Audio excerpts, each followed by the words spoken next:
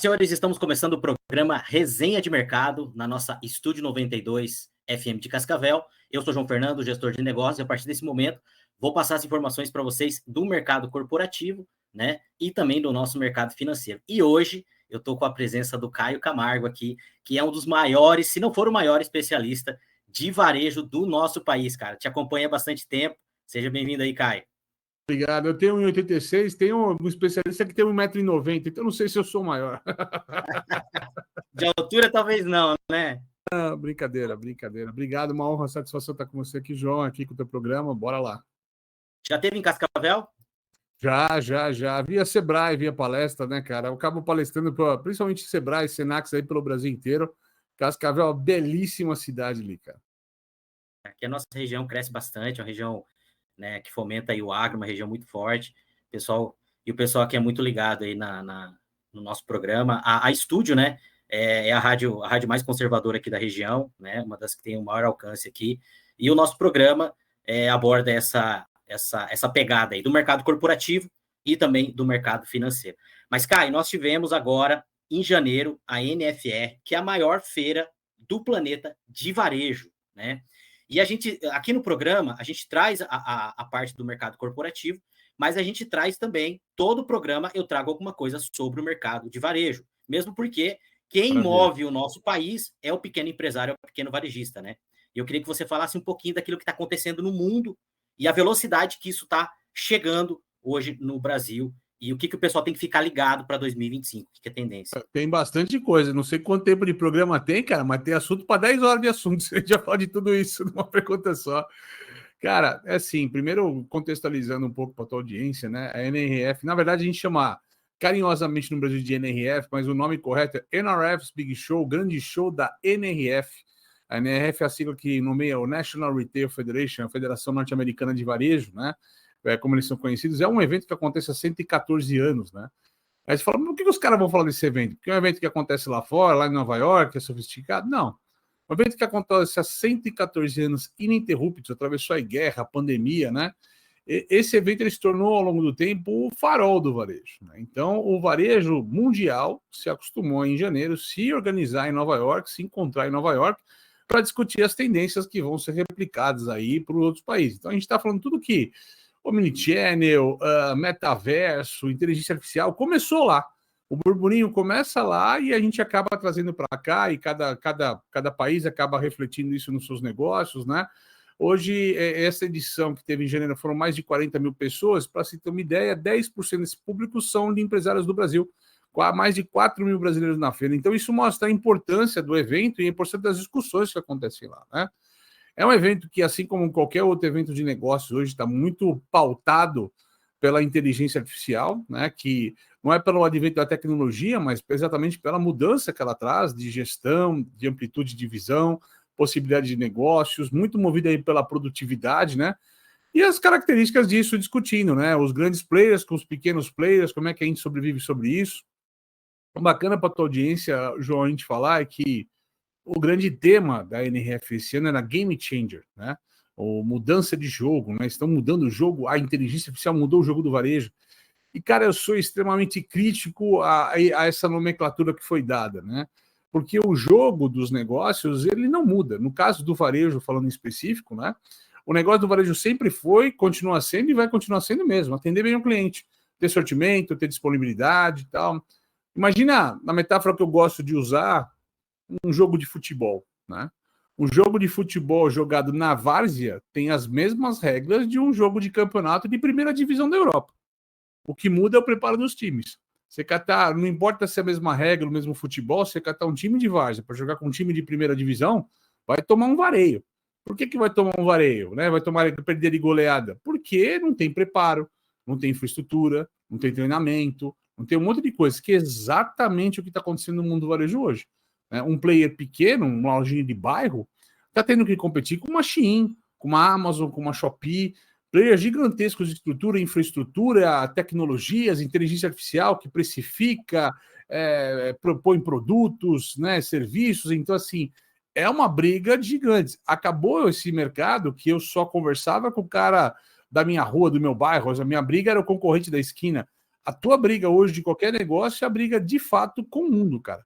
Então isso traz novas dificuldades, traz novos cenários, traz novas visões e traz novos desafios para esses pequenos e médios empresários aí em todo o Brasil.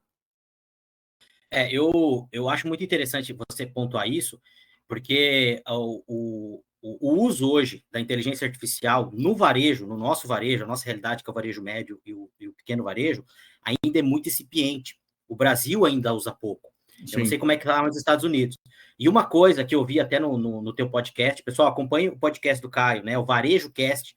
Vocês estão entre os 50 maiores hoje do Spotify, né? A gente oscila, na média, o ano inteiro, a gente não sai do top 100. Tem hora que a gente está nos 50, no 40, tem hora que a gente está nos 70, mas dificilmente, graças a Deus, a gente não sai do top 100. Tá bom. Eu acompanhei vocês lá e eu vi um podcast teu e do Fred falando sobre essa questão de quem vai mandar no mundo, quem domina os algoritmos, né? A algoritmocracia, né? O conceito que eu criei de algoritmocracia. Eu queria que você falasse um pouquinho disso, porque às vezes, para o cara que está lá, o nosso ouvinte, que está lá na loja dele, às vezes parece que isso é muito distante para o cara. Só que as coisas estão mudando tão rápido, né? Se hoje o empresário ele não se atualizar mais rápido que o mercado se atualiza lá fora, ele vai ficar fora do jogo. Então, assim, parece que é muito distante, mas não é, né, cara?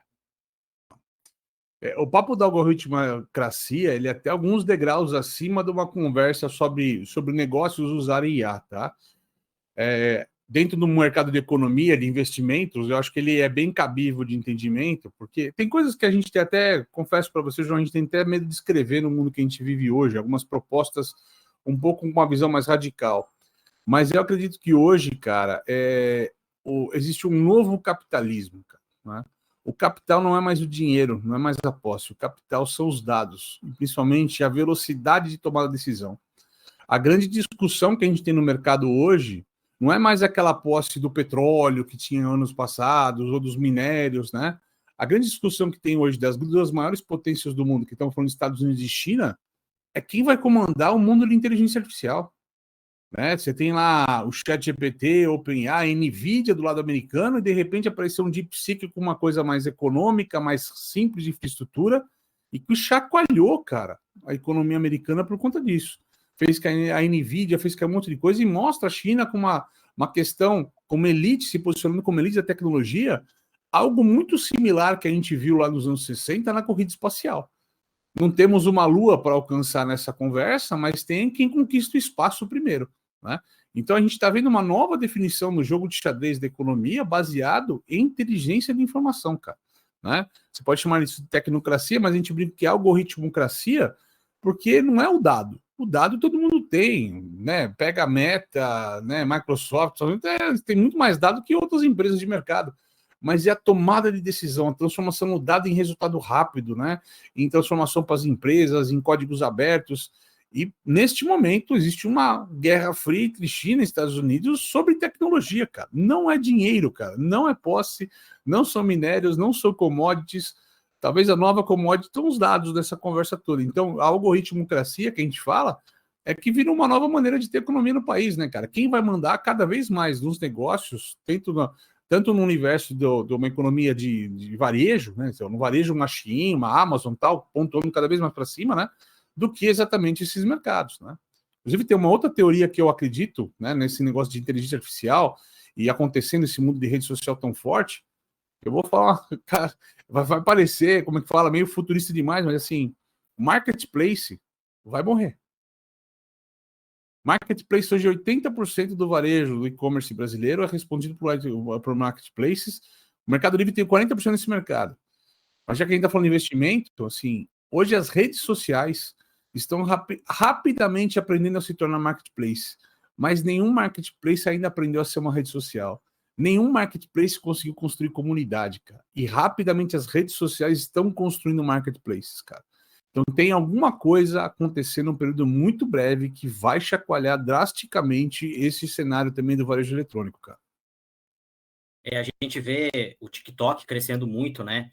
essas redes sociais, a busca hoje pela geração Z, né? Os caras não buscam mais no Google, né? Os caras não. Eles estão ali na rede social, agora tem a TV 3.0, que o cara vai conseguir ver o produto lá e vai conseguir comprar. Então, assim, nós estamos chegando no momento em que vai ser tudo meio que junto, né, cara?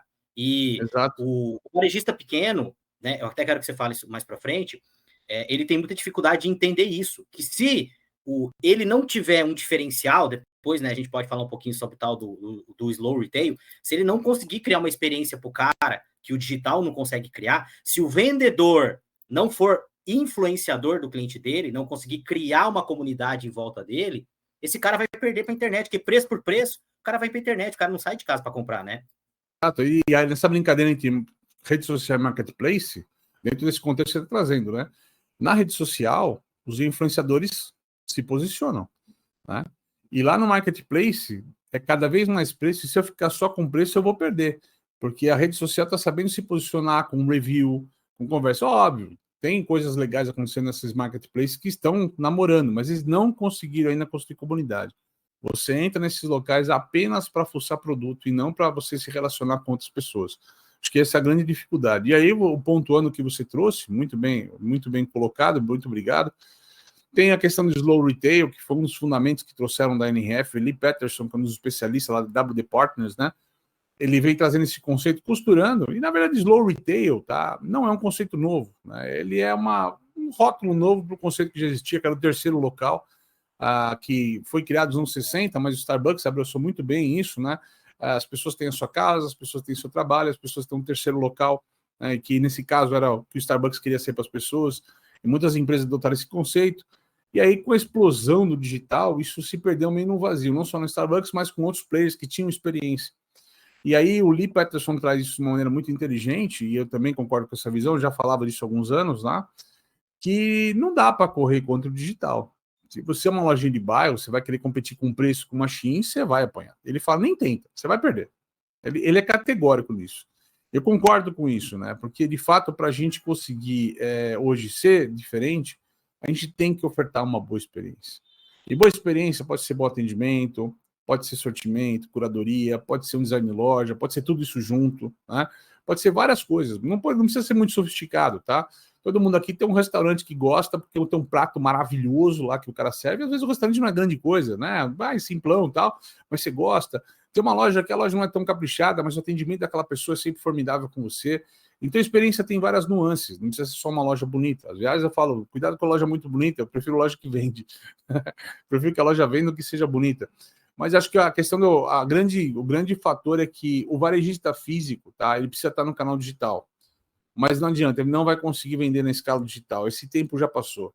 Onde está o grande negócio dele é olhar para dentro, olhar para a loja física, criar uma experiência rica para esse cara, para devolver isso para a comunidade. É ali que está o segredo do negócio dele, é ali que ele vai faturar muito, é ali que ele vai fidelizar o cliente, principalmente, sabe? Não é por preço. Preço é importante, mas preço não pode ser tudo na vida. Todo mundo aqui, eu sempre brinco, você que é audiência aqui do programa, tenho certeza que você tem uma pizzaria favorita. Eu garanto para você que não é a mais barata que você conhece. Ou seja, nem tudo é definido por preço na nossa vida, tá? Então a gente gosta de coisa boa. Então, assim, por que você quer ser mais barato? Você pode ser o cara que é a coisa boa para o teu consumidor. Então vira para o outro lado, foca no outro lado, não foca só no preço. Eu sempre falo que quando o vendedor, quando o gestor, ele tem autoridade, ele cria naturalmente essa comunidade. E aí ele para de vender para o cliente. É o cliente que começa a comprar dele.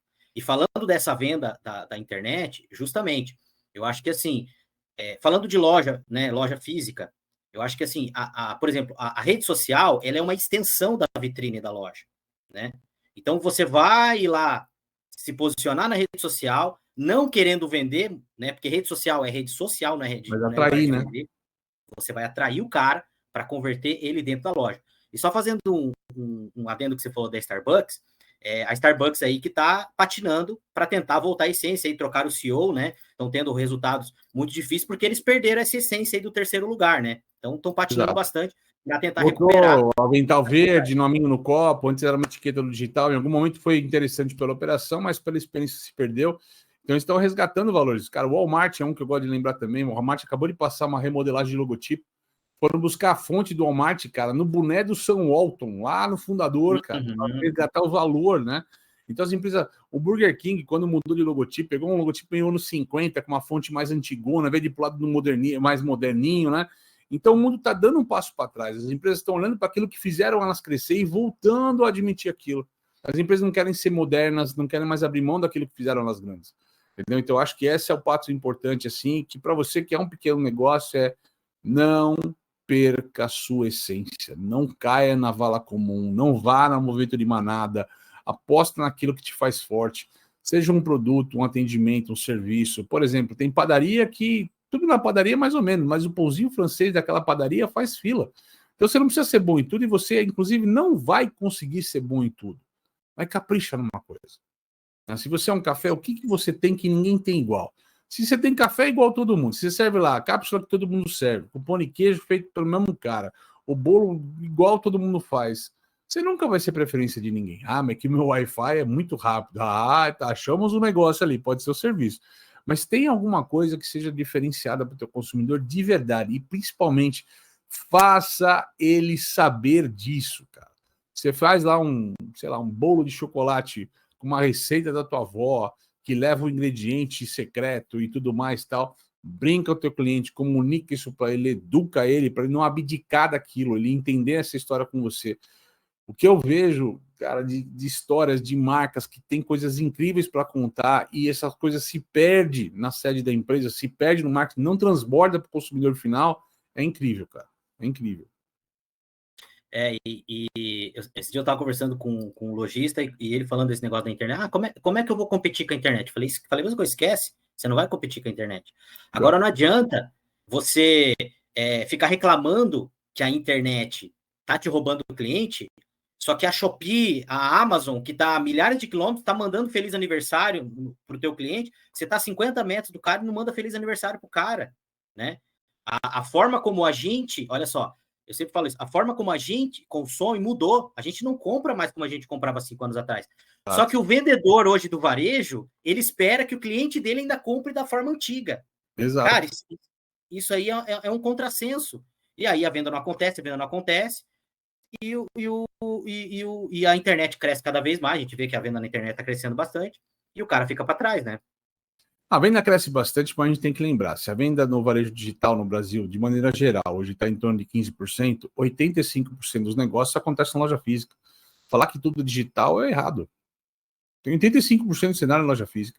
E do que você falou, cara, eu sou meio TDAH, a cabeça começa a funcionar a 1000 por hora às vezes aqui, tá? Mas acho que a grande pergunta é assim, não é sobre como você vai competir com a internet, mas é sobre o que você oferece que a internet nunca vai conseguir oferecer.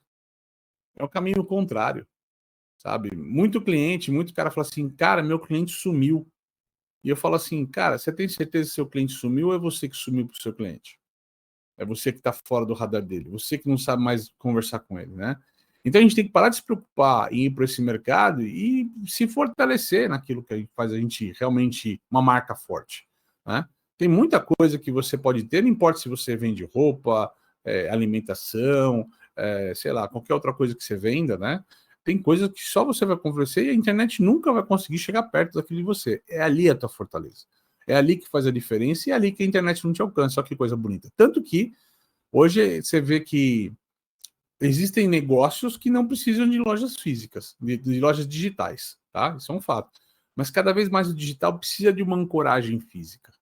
É difícil você comprar de um .com.br que não tem loja, você não tem confiança.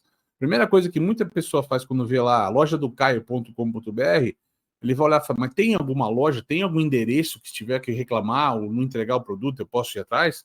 Se não tem nenhum endereço, não tem nenhum telefone, você fica meio inseguro. Os marketplaces nos deram uma certa segurança. Eu tenho um cara grande para reclamar se eu precisar, o Mercado Livre, uma Magalu, uma Amazon, eu vou reclamar com os caras. Vou reclamar com o chefe desse cara que não me vendeu.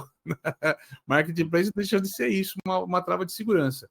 Mas, no geral, a gente vê que é importante aqui, dá para fazer diferente. Para esse produto, né, Caio, qualquer um replica. Agora, experiência, ela não tem como você replicar ela, Não né? tem. Então, tem que buscar criar experiência para o teu cliente. Esse dia eu estava conversando também com o lojista e falando sobre essa questão. Eu falei, cara, você tem que tomar cuidado, porque é o seguinte, o teu principal cliente, muito provavelmente, ele é o principal cliente do teu concorrente também. E se o cara tá 6 meses sem comprar na tua loja, 3 meses sem comprar na tua loja, só tem duas saídas. Ou o cara se mudou, ou o cara tá comprando de outro, ou o cara morreu. Porque nem nome fica 3 meses. Você tem a saída. Tem três hipóteses. Uma delas eu espero que não aconteça, que o cara não tá mais na Terra, né, cara? Mas as outras duas não tem jeito, né, cara? Ele mudou. É um E fato. daí, né, cara, essa questão de conhecer sobre as gerações, né? A geração Z e a geração Alpha. Porque eu penso que o mercado ele é cíclico.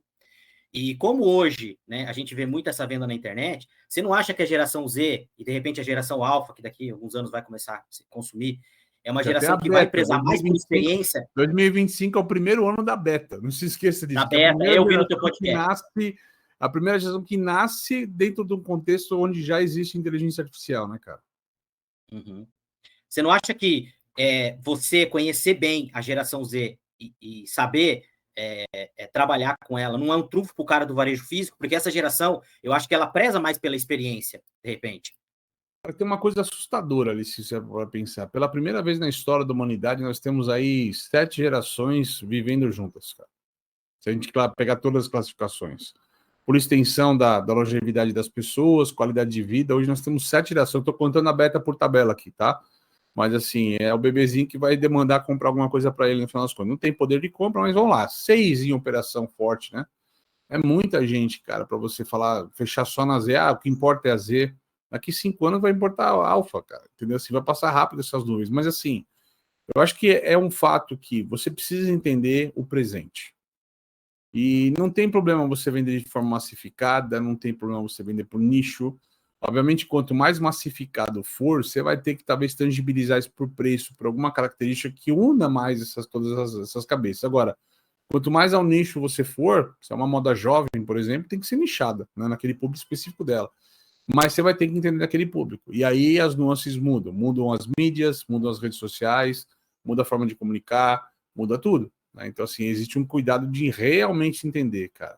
Tem muita gente de 60 anos que vende para 20 anos de idade, né? Então, esse conflito de como é que eu penso o mundo e como é que o mundo me vê, cara, é um clash, às vezes, é difícil. Então, assim, eu costumo brincar, tá, que assim, antes de aprender alguma coisa, nós temos que estar disposto a desaprender primeiro.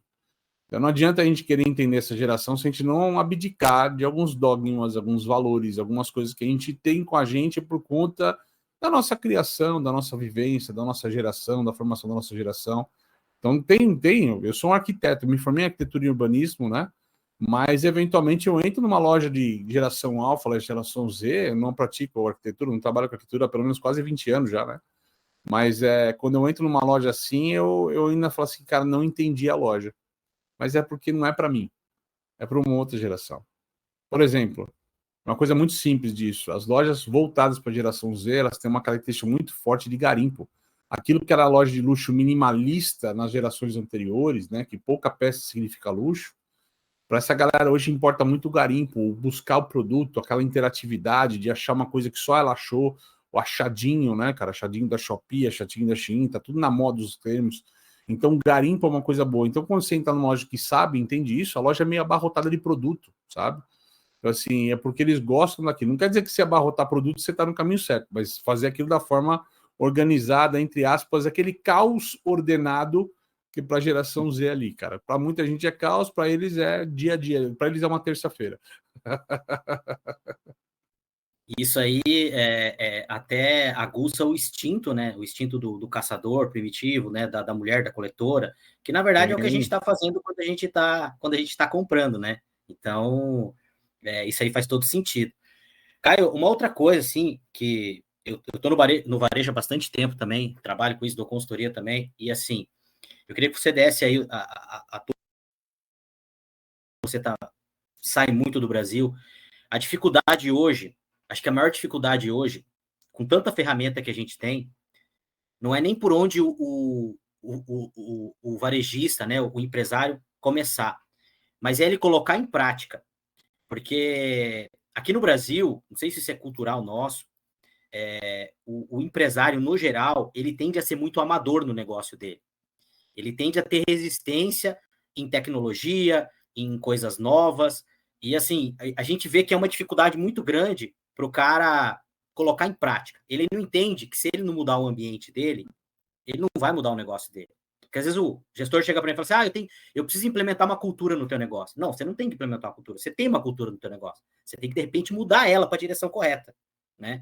Uma cultura de autodesenvolvimento, de colocar ferramenta, de realmente, o cara vai lá, participa de congresso gigantesco, vem com uma vibe, chega na loja, primeira semana é assim, a segunda assim, e começa a cair. Por quê? O que vai prevalecer? É o ambiente.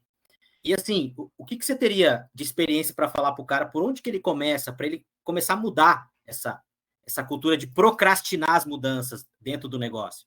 Bom, primeiro, antes de construir, eu vou ajudar a desconstruir essa persona do empresário, tá? O maior problema que a gente tem no varejo brasileiro hoje é que ele está situado numa zona de conforto. É um fato. Muita coisa que esse cara fez nos últimos 20 ou 30 anos, ele construiu com sucesso. Criou filho, criou neto, criou sobrinho, criou uma família, criou um império em cima do know-how desse cara. Só que a gente vive um mundo dinâmico, cara, que está acontecendo muita coisa ao mesmo tempo, tá?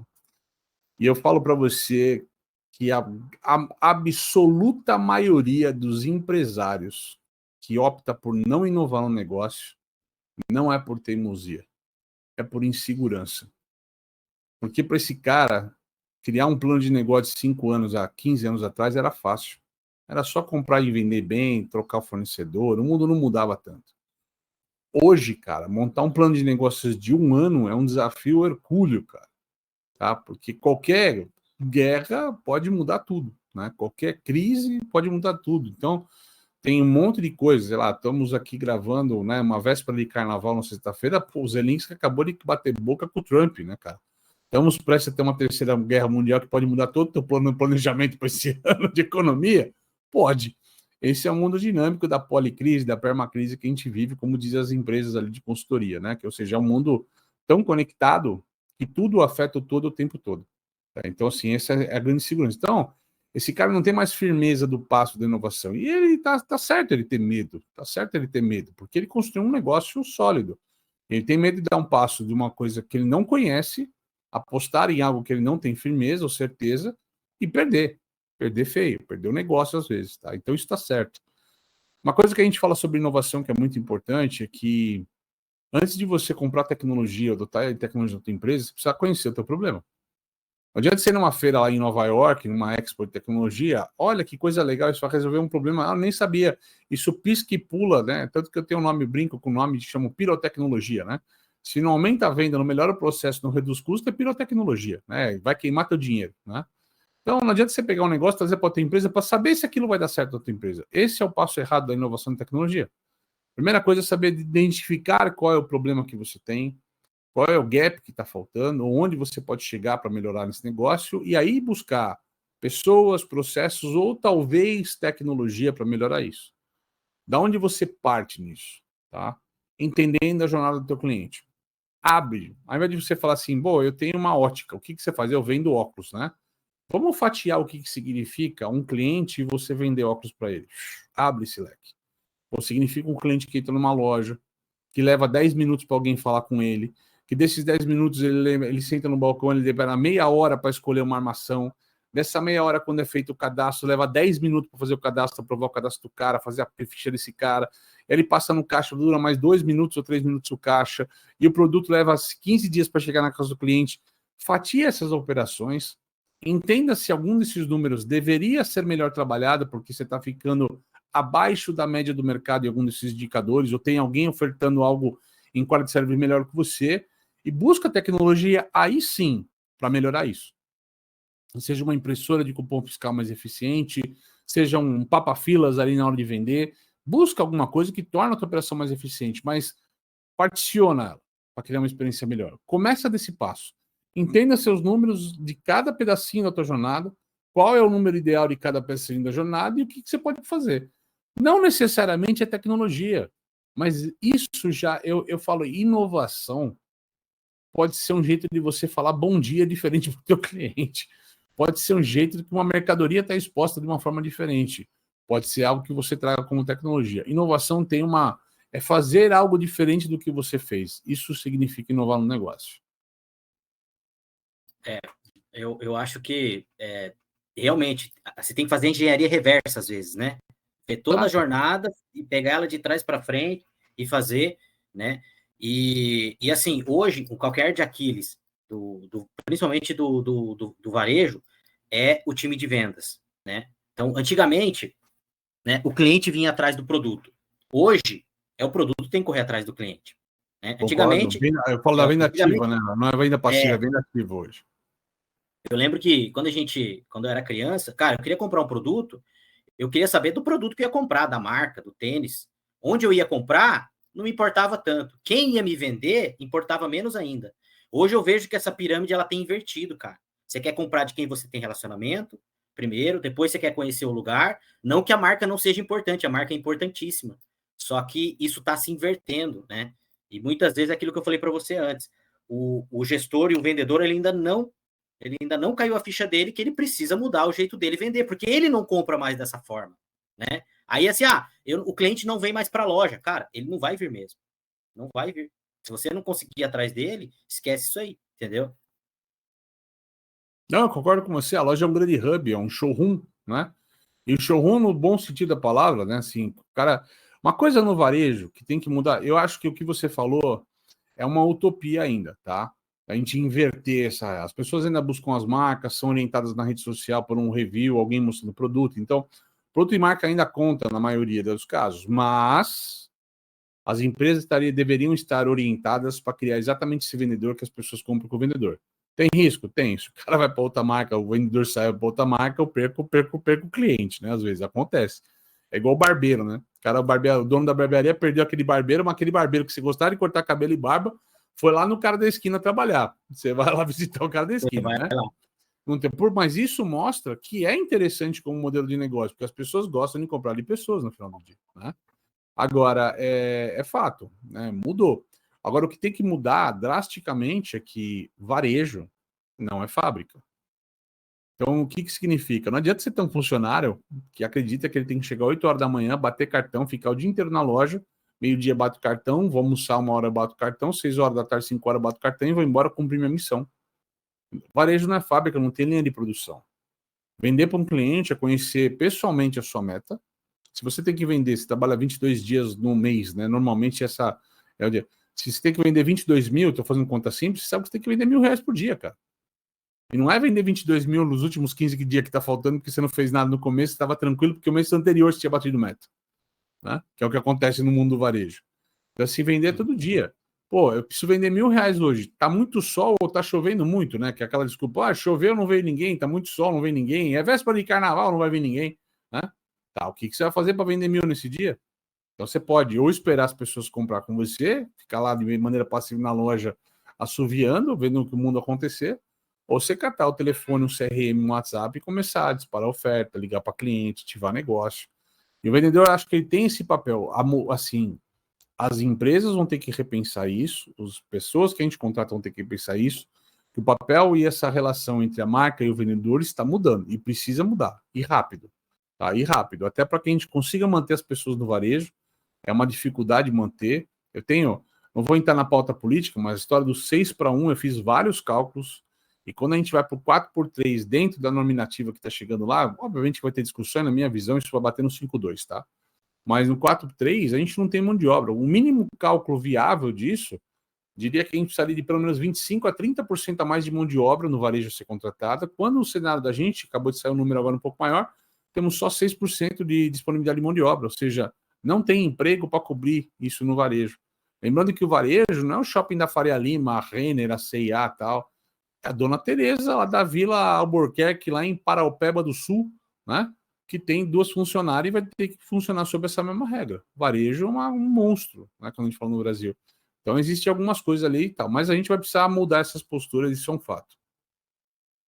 Legal. Aí, ó, já estamos chegando no final aqui, cara, passou muito rápido, parece que nós estávamos falando 5 minutos, tinha Voando, bastante cara. coisa para Voando. né? Queria agradecer a tua participação, queria que você deixasse, né, as tuas redes sociais, já falei, eu queria que você falasse um pouquinho aí do Varejo Cast, e do teu trabalho aí, para a galera de Cascavel aí te seguir também, te acompanhar. Cascavel, muito obrigado por estar com vocês. Bom, vocês me encontram em qualquer rede social, como Caio Camargo ou como Caio CMGO, tá? Que é a abreviação do Camargo, para ficar a mesma identidade em todas elas. A única exceção para se você gosta de escutar, de ler os artigos do Medium, a dica é que no Medium, inclusive, eu estou escrevendo em inglês lá para pegar um outro público. É muito americano, indiano, então eu estou escrevendo em inglês agora lá também, como um novo canal. Tem o Caio Augusto Nogueira Camargo, que você me encontra lá no Medium também. E principalmente nos encontra também no VarejoCast, né? Se você não nos segue no VarejoCast, eu brinco que tem um combinado nosso aqui, ó. Você vai lá no Spotify, escreve varejo.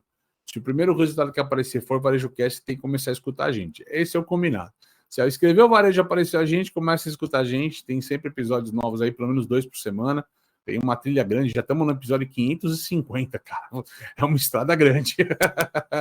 500 e mais de 500 episódios ali para você, sempre trazendo o principal do varejo, dos negócios. E muito obrigado aqui estar com vocês falando de investimento, cara. Varejo, quando a gente fala de investimento, muita gente tem medo, né, cara, de investir em varejo, né? O varejo nunca é um bom investimento, é sempre uma boa coisa. Só que a gente tem que pensar que as pessoas consomem, tá? Então, assim, existem marcas de consumo que vão estar em ápice sempre, vão estar crescendo sempre. Então, assim, acredito que pode ser um ano muito puxado para o varejo, tá? Pode ser um ano muito puxado para o varejo. Então, ações relativas a varejo talvez tenham um desempenho meio estranho esse ano ainda, porque estamos numa alta de inflação, mas existem algumas possíveis benesses, né, do governo que talvez facilitem a vida do mais pobre ao longo desse ano, e isso seja positivo à economia. Vamos ver o que acontece. É isso aí, Caio, muito obrigado, tá? Você volta sempre aqui no nosso programa. E, Com pessoal, certeza. queria agradecer a todos vocês aí. Eu vejo vocês na próxima segunda-feira, à 13h, aqui no Resenha de Mercado. Siga lá também, Resenha de Mercado e Estúdio 92 nas redes sociais. Um grande abraço, até a próxima. Valeu, Caio. Até mais.